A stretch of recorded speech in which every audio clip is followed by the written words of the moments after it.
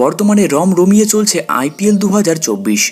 তবে তার মধ্যেই ভুলে গেলে চলবে না, সামনে রয়েছে কিন্তু T20 বিশ্বকাপ, যেটা কিন্তু এবছর খেলা হবে আমেরিকা এবং ওয়েস্ট ইন্ডিজে। তো যাই হোক, আজ কিন্তু একটু আগেই ঘোষণা করে দিয়েছে টিম ইন্ডিয়ার T20 বিশ্বকাপের জন্য সম্পূর্ণ স্কোয়াড। BCCI সিলেক্টররা কিন্তু প্লেয়ারদের বেছে নিয়েছেন 15 জনের স্কোয়াড।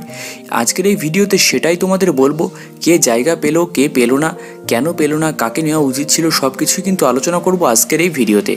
তো ক্রিকেটকে ভালোবাসলে, ভারতীয় টিমকে ভালোবাসলে ভিডিওটিকে মন থেকে লাইক করে চ্যানেলটিকে অবশ্যই ছোট্ট একটা সাবস্ক্রাইব কিন্তু করে দিও। তো চলো প্রথমে দেখে নিই যে 15 সদস্যের যে স্কোয়াড ঘোষণা করেছে BCCI, তাতে কে কে জায়গা পেয়েছেন। রোহিত শর্মা ক্যাপ্টেন, যশস্বী জয়সওয়াল, বিরাট কোহলি, সূর্যকুমার যাদব, ঋষভ পান্ত, সঞ্জু স্যামসন, হার্দিক পান্ডিয়া কিন্তু ভাইস ক্যাপ্টেন, শিবম দুবে, রবীন্দ্র জাডেজা, অক্ষর পটেল, কুলদীপ যাদব, ইউজবেন্দ্র চাহাল, আর্শদীপ সিং, জসপ্রীত বুমরা এবং মোহাম্মদ সিরাজ।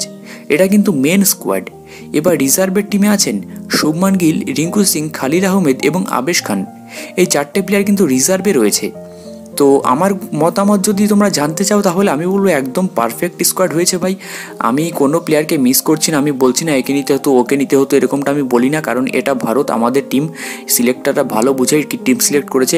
আশা করি প্লেইং ইলেভেনটাও এর মধ্যে থেকে ভালো প্লেইং ইলেভেনটাই বেরোবে। সুতরাং যে টিমই হোক আমাদের কিন্তু মনে প্রাণে সাপোর্ট করা উচিত, ঠিক আছে? এটাই আমি বলবো। আমি কিন্তু অন্যদের মতো কান্নাকাটি করি না যে একে নিলে ভালো হতো, ওকে নিলে ভালো হতো, একে বাদ দিলে ভালো হতো, ওকে বাদ দিলে ভালো হতো। আমার নিজের টিমের উপর আমার ফুল কনফিডেন্স আছে জেতার।